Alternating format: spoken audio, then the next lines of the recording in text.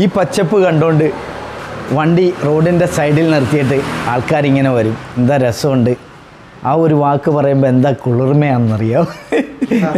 അതിലുപരി ഇച്ചിരി തരുമോയെന്ന് ചോദിച്ചാൽ ഞാൻ സന്തോഷത്തോടു കൂടി എല്ലാത്തിൽ നിന്നും എല്ലാ പുല്ലും എല്ലാ ചെടിയിൽ നിന്നും ഇതിന് കൊടുക്കാൻ പറ്റുന്നതൊക്കെ ഞാൻ അവർക്ക് കൊടുത്താൽ വിടുക. ഏതൊക്കെ പ്ലാന്റ് ഇനി എവിടെയൊക്കെ ഏതൊക്കെ പുല്ല് കണ്ടാലും ഞാനത് താജ്മഹൽ പണിയും.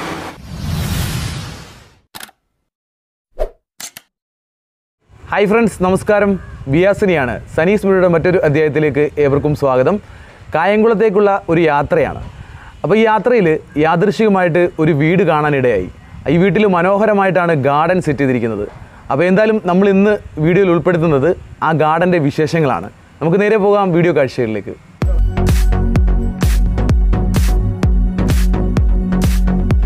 ആലപ്പുഴ ജില്ലയിൽ കായംകുളത്തേക്കുള്ള യാത്രയിൽ എന്നെ ആകർഷിച്ച മനോഹരമായ വീട്. ചെടികളും പൂക്കളും നിറഞ്ഞ ഈ വീട് യാത്രാമധ്യേ ആരെയും ഒന്ന് ആകർഷിക്കും. നവാസിക്കയുടെ വീട് ശരിക്കും ഒരു പൂന്തോട്ടമാണ്. പ്രകൃതിയെയും ഹരിതഭംഗിയെയും സ്നേഹിക്കുന്ന എപ്പോഴും ചിരിച്ച മുഖമുള്ള നവാസിക്കയുടെ കൂടുതൽ വിശേഷങ്ങളിലേക്ക്. എൻ്റെ പേര് നവാസ് യൂസുഫ്. കായംകുളമാണ് സ്വദേശം. നീ റമസൻ കോളേജിനടുത്ത.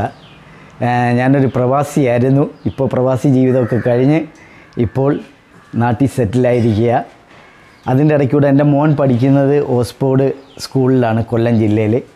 അപ്പോൾ അവിടെ എൻട്രൻസ് നമ്മൾ ആദ്യം ഫസ്റ്റിൽ എൻ്റെ മോൻ്റെ അഡ്മിഷന് വേണ്ടി ഞാൻ അങ്ങോട്ട് ചെല്ലുമ്പോൾ നല്ലൊരു അനുഭവം പോലെ നല്ലൊരു പച്ചപ്പ് രീതി ആ കയറുന്ന എൻട്രൻസിൽ തന്നെ അത് കണ്ട് ഞാൻ അങ്ങനെ അവിടുന്ന് സെക്യൂരിറ്റിക്ക് പറഞ്ഞിട്ട് 2-3 പുല്ല് ഐറ്റങ്ങൾ അവിടുന്ന് മേടിച്ചു. എനിക്ക് അത് ചോദിച്ചപ്പോൾ തന്നെ എനിക്ക് പിച്ച് തന്നു. അത് കൊണ്ടുവന്ന് ഞാനൊരു ചട്ടിയിലാക്കി, അത് പല ചട്ടികളിലാക്കി ഞാനത് റീപ്ലാന്റ് ചെയ്ത് ഇങ്ങനെ ഇപ്പോൾ ഏതാണ്ട് 2 കൊല്ലത്തിനടുത്തായി ഈ പച്ചപ്പ് ഇങ്ങനെ നിലനിർത്തിക്കൊണ്ട് പോകാൻ തുടങ്ങിയിട്ട്. വളങ്ങൾ ഞാൻ അധികം മേടിക്കാറില്ല. കൂടുതലും എൻ്റെ കുടുംബത്ത് പോയി കുറേ മണ്ണെടുക്കും, കുറച്ച് ചാണകപ്പൊടി, പച്ച ചാണകനായിരിക്കും, അത് ഉണക്കിയെടുത്ത് പൊടിച്ചിട്ട് ഈ മണ്ണിൻ്റെ കൂടെ മിക്സ് ചെയ്തിട്ട് പിന്നെ ചകിരിച്ചോറുണ്ടല്ലോ അത് മിക്സ് ചെയ്തിട്ട് അതിനകത്ത് ആണ് ഞാൻ ഇതെല്ലാം ഈ ചെടിക്കൊക്കെ ഇട്ടുകൊണ്ടിരിക്കുന്നത്, കണ്ടിന്യൂ ആയിട്ട് പോയിക്കൊണ്ടിരിക്കുന്നത്. ഇതാണ് ഏറ്റവും ബെറ്റർ. 2 നേരം മസ്റ്റായിട്ട് 2 നേരം വെള്ളം ഒഴിച്ചു കൊടുക്കണം. ഇത് മഴവെള്ളം വീഴാത്ത സ്ഥലങ്ങളാണെങ്കിൽ കുഴപ്പമില്ല. അതല്ലാതെ അകത്ത് ഇതേപോലെ ഇങ്ങനെ ഗ്രില്ലൊക്കെ ഇട്ട് വെച്ചിരിക്കുന്നിടത്താണ് 2 നേരം മസ്റ്റായിട്ട് വെള്ളം ഒഴിക്കണം. ഈ ചൂട് കാലഘട്ടങ്ങളിലും അതേപോലെ തന്നെ മഴക്കാലഘട്ടങ്ങളിലും ഒക്കെ വെള്ളം ഒഴിച്ചു കൊടുക്കും 2 നേരം. അതാണ് ഈ പച്ചപ്പ് ഇങ്ങനെ നിൽക്കുന്നത് തന്നെ.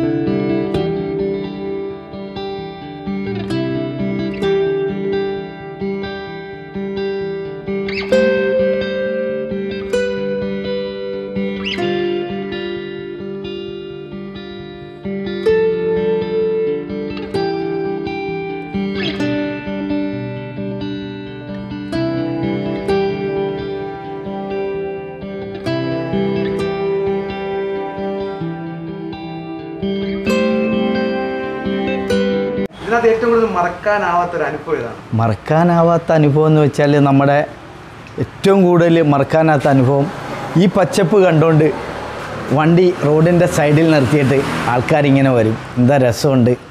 ആ ഒരു വാക്ക് പറയുമ്പോൾ എന്താ കുളിർമയാണെന്നറിയാം.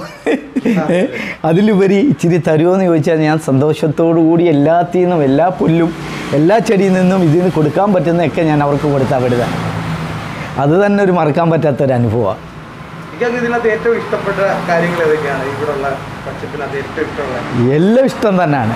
കാരണം ഒന്നും ഒഴിച്ചു നിർത്താൻ പറ്റത്തില്ല.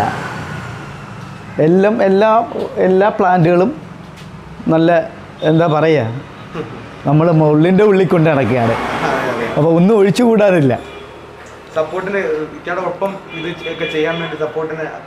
സപ്പോർട്ടിന് നമ്മുടെ വൈഫാണ്.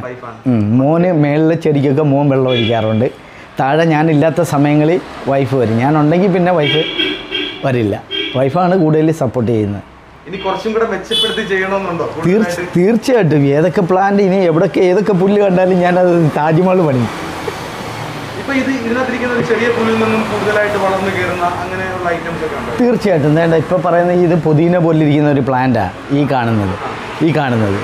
അതായത് ഇതിൽ നിന്നും പലരും വന്നിച്ച് ചോദിക്കും, ഈ ഇല കണ്ടുകൊണ്ട് പുതിന ആണോ എന്ന് ചോദിക്കും. എന്നാൽ പുതിന അല്ല, ഇത് പെട്ടെന്ന് വളരുന്ന പ്ലാന്റാണ്. പുറത്തുനിന്ന് വാങ്ങിച്ച് വെക്കേണ്ടത് നമ്മൾ വാങ്ങിച്ച് വെച്ചേ പറ്റൂ. കൂടുതലും അതിൽ നിന്ന് ഞാൻ വളർത്തിയെടുക്കും. ഞാനൊരു പ്ലാന്റ് കൊണ്ടുവന്നാൽ അത് പെട്ടെന്ന് തന്നെ നല്ല രീതിയിൽ വളർത്തിയെടുത്തിട്ട് ഞാനത് റീപ്ലാന്റ് ചെയ്യും. അതാണ് എനിക്ക് ഏറ്റവും കൂടുതൽ ഇഷ്ടം.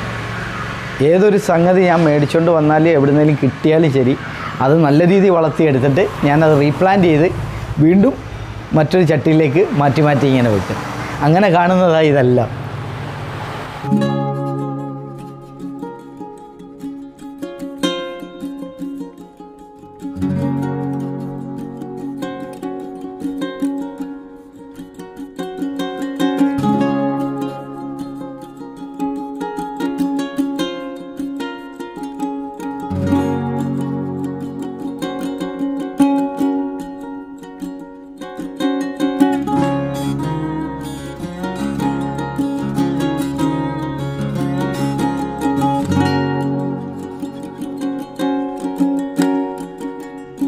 അപ്പോൾ ഒരു ദിവസം ഇതിനുവേണ്ടി എങ്ങനെയൊക്കെയാണ് സമയം കണ്ടെത്താറുള്ളത്? രാവിലെ മുതൽ ഇതിനായിട്ടേ ഞാൻ സമയം കണ്ടെത്തുന്നുള്ളൂ. കാരണം എല്ലാം കഴിഞ്ഞ് ഞാൻ ഇങ്ങോട്ട് വരുമ്പോൾ ഒരു 8 മണിക്ക് മുമ്പ് എന്തായാലും ഞാൻ തിരിച്ചിവിടെ എത്തും. തിരിച്ചെത്തി ഒരു ചായ കുടിച്ചിട്ട് ഇതിലേക്കാണ് ഞാൻ ഇറങ്ങുന്നത്. 2 മണിക്കൂർ ഇതിൻ്റെ പുറകെ തന്നെ ഞാൻ ഇതിനെ ട്രീറ്റ് ചെയ്താണ് മുന്നോട്ട് പോയിക്കൊണ്ടിരിക്കുന്നത്. വിഷമപ്പെടുത്തുന്ന അനുഭവങ്ങളെന്ന് വെച്ചാൽ ഇപ്പം മതിലിൻ്റെ പുറത്ത് ഓർക്കിഡ് ഇങ്ങനെ പൂക്കൾ നിൽപ്പുണ്ട്. രാത്രികാലങ്ങളിൽ പിള്ളേരാണെങ്കിൽ കുഴപ്പമില്ല, നമുക്ക് പറയാം. ഇത് മുതിർന്നവർ ഇതിലെ പാസ് ചെയ്യുമ്പോൾ അതിൽ പിടിച്ച് വലിച്ച് ഒടിച്ചുകൊണ്ടാണ് പോകുന്നത്. അത് നമ്മുടെ അടുക്കെ ചോദിച്ചാൽ നമ്മളത് മൊത്തത്തിലെടുത്ത് കൈ കൊടുക്കും. ഇതല്ല ചെയ്യുന്നത്.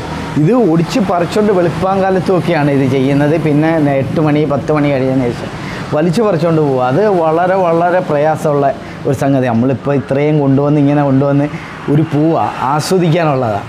അത് കണ്ട് അത് പൊഴിഞ്ഞു പോകുന്ന ഒരു സാധനമാണ്. അത് പിച്ചിക്കഴിഞ്ഞാൽ അത് പോയില്ലേ എന്ന് പറഞ്ഞതുപോലെ ഈ ഓർക്കിഡൊക്കെ വലിച്ച് പറിച്ചുകൊണ്ട് പോകുന്ന ഒരു പ്രയാസമുണ്ട് നമുക്ക്. നമ്മൾ ഇവിടുത്തെ യാത്രയിലാണ് ഇക്കയുടെ ഈ വീടും ഇതുപോലെ വല്ലാത്തൊരു അറ്റ്മോസ്ഫിയർ ആണ്. ഇവിടെ വന്നപ്പോൾ തന്നെ അത് മനസ്സിലായി. നല്ല മനോഹരമായിട്ടുള്ള കാഴ്ചകളാണ്.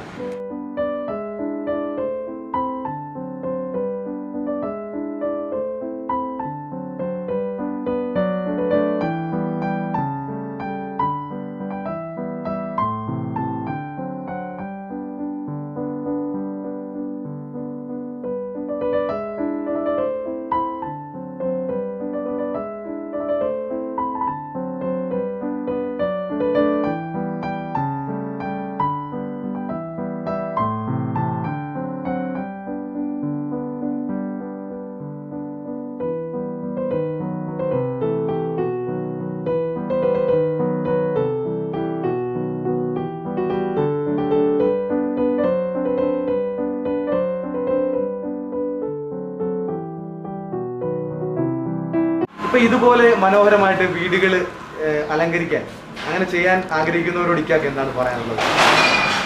ആദ്യം ആഗ്രഹിച്ചാൽ പോരാ, അതിനുള്ള എന്താണ് ചെയ്യേണ്ടത് എന്ന് ആദ്യം മനസ്സിലാക്കണം. ഒരു പുല്ല് കണ്ടിട്ട് വന്ന് എടുത്തുകൊണ്ട് പോയി വല്ലോടം വെച്ച് കഴിഞ്ഞാൽ കിളിക്കുന്ന ഒരു സാധനമല്ല ഇത്. അവരോട് പറയാനുള്ളത് അതെന്താണ് ചെയ്യേണ്ടത്, എങ്ങനെയാണ് ചെയ്യേണ്ടതെന്ന് അത് ചെയ്തവരുടെ കൂടെ ചെന്ന് സംസാരിച്ച് പറഞ്ഞ് മനസ്സിലാക്കിയിട്ട് അതിനുള്ള പ്രിപ്പയർ ചെയ്യണം. ഇപ്പം പലർക്കും പല ഇതാണ്. അതായത് ചിലർ വീട്ടിൽ പച്ചക്കറി തോട്ടം ഉണ്ടാക്കുന്നവരുണ്ട്. അതെ, അതുപോലെ തന്നെ ഇപ്പം ഇക്ക ചെയ്തിരിക്കുന്നതെന്ന് പറഞ്ഞാൽ വീട് നല്ല അടിപൊളിയായിട്ട് മനോഹരമായിട്ട് പച്ചപ്പിൽ നിർത്തിയിരിക്കുകയാണ്.